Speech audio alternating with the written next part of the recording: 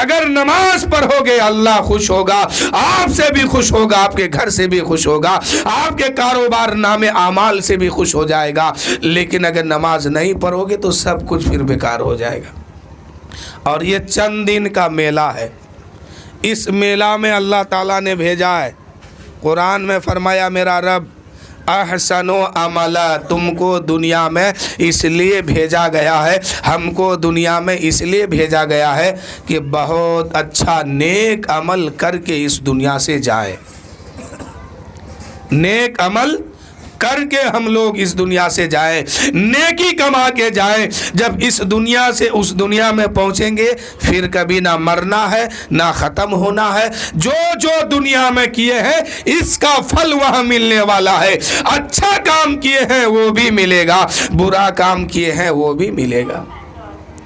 اس لیے جہاں ہمیشہ ہم کو رہنا ہے وہاں کی فکر کیجئے۔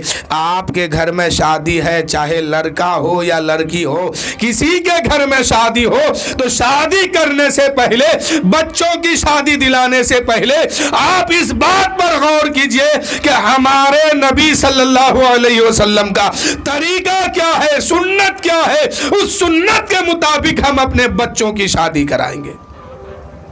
سنت سے دور ہٹ کے اگر شادی کرائیے گا تو یہاں بھی پھنسیے گا وہاں بھی پھنسیے گا، یہاں یہ ہوگا کہ مصیبت میں پھنسیے گا اور وہاں یہ ہوگا کہ عذاب میں پھنس جائیے گا۔ اور اگر میرے نبی کی سنت کے مطابق شادی کرتے ہیں تو یہاں بھی ثواب ملے گا، امن و چین یہاں بھی ہے اور عزت آبرو یہاں بھی ہے، اور یہاں سے جب ہم اس دنیا میں جائیں گے تو اس کا بدلہ ثواب بھی ملے گا، جنت بھی ملے گا، خدا بھی خوش ہوگا۔ اس لیے شادی کرائیے۔ تو شادیوں میں اکثر ہوتا کیا ہے، برا نہیں مانیے گا، میری قوم کی بات آ گئی ہے اس لیے میں بول رہا ہوں، آپ کے گھر کی بات اگر ہوتی تو میں کبھی نہیں بولتا، اب قوم کی بات آ رہی ہے تو بولنا ہی ہوگا۔ اکثر شادیوں میں رات بھر عورتیں جو ہے کوئی گلگلہ بنانے کے چکر میں تو کوئی کیا، یعنی جہاں جو رسم چلا ہے اسی کے مطابق جو ہے عورتیں رات بھر کئی دن سے جاگ کے رہتی ہے۔ صبح ہوتا ہے، صبح جب ہوتی ہے یہی عورتیں گلگلہ یا جو جہاں کی رسم ہے اسی میں پڑ جاتی ہے اور فجر کی نماز تک غائب کر دیتی ہے۔ میں ایک بات آپ سے پوچھتا ہوں، اگر آپ کے گھر کی عورتیں نماز نہیں پڑھتی ہے تو کیا وہاں آسانی سے یہ بچ جائے گی؟ ہرگز نہیں بچ پائے گی۔ جو عورتیں رات بھر رسم کے طور پر شادیوں کے نام پر جاگتی ہے ان سے سختی کیجئے کہ رات میں تمہیں جاگنا ہے تو جاگو، لیکن فجر کی نماز تمہاری چھوٹنی نہیں چاہیے۔ میری ماں بہنوں، اگر تم بھی سن رہے تو سنو، اگر نماز نہیں پڑھو گے ایک ایک رکعت کے بدلے میں وہاں کروڑوں سال جہنم میں جلایا جائے گا، کوئی بچانے والا نہیں ہوگا۔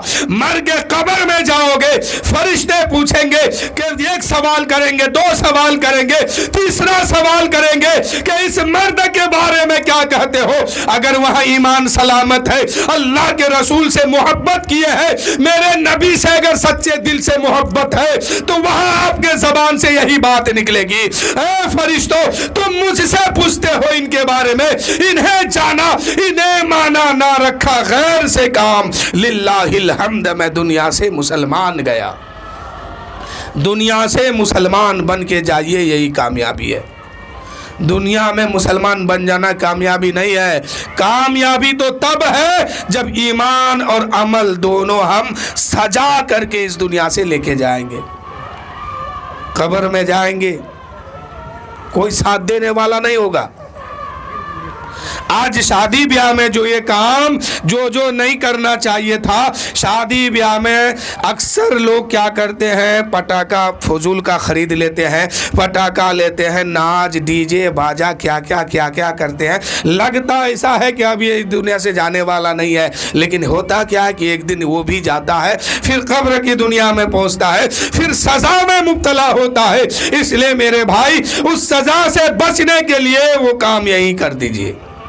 جو شریعت حکم دیتی ہے اسی کو انجام دیجئے، جو شریعت حکم نہیں دیتی ہے اس کا انجام مت دیجئے، اس لیے کہ آج دنیا میں آپ محبت کرتے ہیں اپنے باپ سے، اپنے دادا سے، اپنے خاندان سے، لیکن قبر کی دنیا میں جب جائیں گے ماں بھی ساتھ چھوڑ دے گی، بھائی بھی ساتھ چھوڑ دیں گے، رشتہ دار بھی ساتھ چھوڑ دیں گے، یہ سب دھوکے باز دنیا ہے، اس دنیا کی محبت دنیا میں رہ جائے گی، اکیلے وہاں تنہا جائیں گے۔ سوال ہوگا، آخری سوال میرے نبی کے بارے میں پوچھا جائے گا، اگر ایمان سلامت ہے، اپنے نبی سے سچی محبت کیے ہیں تو وہاں کہہ دیں گے کہ فرشتوں تم ان کے بارے میں مجھ سے پوچھتے ہو، انہیں جانا انہیں مانا، نہ رکھا غیر سے کام، للہ الحمد میں دنیا سے مسلمان گیا۔